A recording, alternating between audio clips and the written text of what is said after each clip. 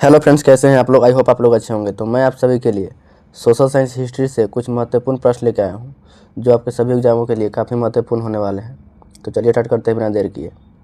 पहला प्रश्न है, भारत में मानव का सबसे प्राचीन साक्ष्य कहाँ से मिला है।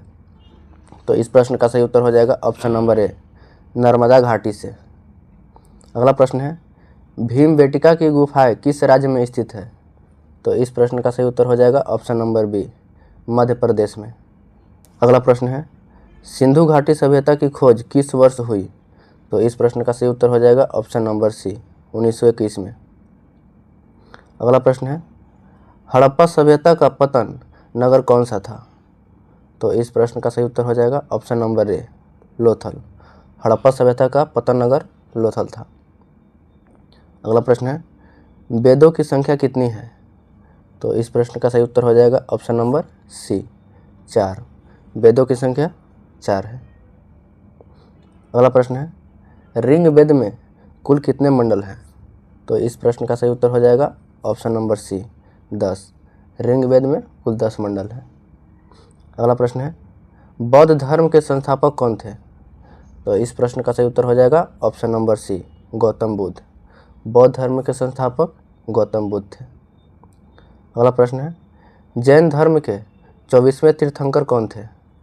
तो इस प्रश्न का सही उत्तर हो जाएगा ऑप्शन नंबर सी, महावीर स्वामी। अगला प्रश्न है, मौर्य साम्राज्य का संस्थापक कौन था। तो इस प्रश्न का सही उत्तर हो जाएगा option number C, Chandragupta Maurya. अगला प्रश्न है, अशोक ने किस युद्ध के बाद धम्म नीति अपनाई। तो इस प्रश्न का सही उत्तर हो जाएगा ऑप्शन नंबर बी, अशोक ने कलिंग युद्ध के बाद धम्म नीति अपनाई थी। अगला प्रश्न है, गुप्त वंश का संस्थापक कौन था। तो इस प्रश्न का सही उत्तर हो जाएगा ऑप्शन नंबर बी, चंद्रगुप्त प्रथम। गुप्त वंश का संस्थापक चंद्रगुप्त प्रथम था। अगला प्रश्न है, समुद्रगुप्त को किसने भारत का नेपोलियन कहा।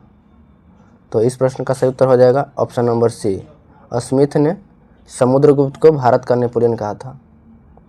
अगला प्रश्न है, हेनसांग भारत किसके शासनकाल में आया था।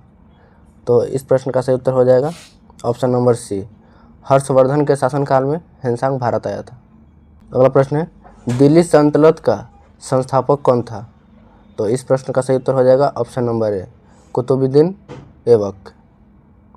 अगला प्रश्न है, विजयनगर साम्राज्य की स्थापना किसने की। तो इस प्रश्न का सही उत्तर हो जाएगा ऑप्शन नंबर बी, हरिहर और बुक्का नामक 2 भाइयों ने विजयनगर साम्राज्य की स्थापना की थी। अगला प्रश्न है, सिंधु घाटी सभ्यता का सबसे बड़ा स्थल कौन सा है। तो इस प्रश्न का सही उत्तर हो जाएगा ऑप्शन नंबर सी, धौलावीरा। अगला प्रश्न है, ग्रेट बाथ किस सभ्यता से संबंधित है। तो इस प्रश्न का सही उत्तर हो जाएगा ऑप्शन नंबर बी, सिंधु घाटी सभ्यता से संबंधित है ग्रेट बाथ। अगला प्रश्न है, वैदिक काल में सभा और समिति किससे संबंधित थी। तो इस प्रश्न का सही उत्तर हो जाएगा ऑप्शन नंबर सी, प्रशासनिक संस्थाएं से संबंधित थी। अगला प्रश्न है, महाजनपदों की संख्या कितनी थी। तो इस प्रश्न का सही उत्तर हो जाएगा ऑप्शन नंबर सी, महाजनपदों की संख्या 16 थी। अगला प्रश्न है, मगध की पहली राजधानी कौन सी थी। तो इस प्रश्न का सही उत्तर हो जाएगा ऑप्शन नंबर ए, मगध की पहली राजधानी राजगृह थी।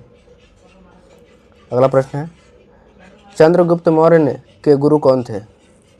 तो इस प्रश्न का सही उत्तर हो जाएगा option number B, Chanakya. Chandragupta Maurya के गुरु चाणक्य थे। अगला प्रश्न है, मेगास्थनीज किस मौर्य शासक के दरबार में आया था। तो इस प्रश्न का सही उत्तर हो जाएगा option number C, Megasthenes Chandragupta Maurya के दरबार में आया था। अगला प्रश्न है, इंडिका नामक पुस्तक किसने लिखी।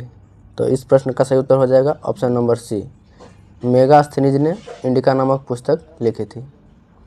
अगला प्रश्न है, कनिष्क किस वंश का संस्थापक था।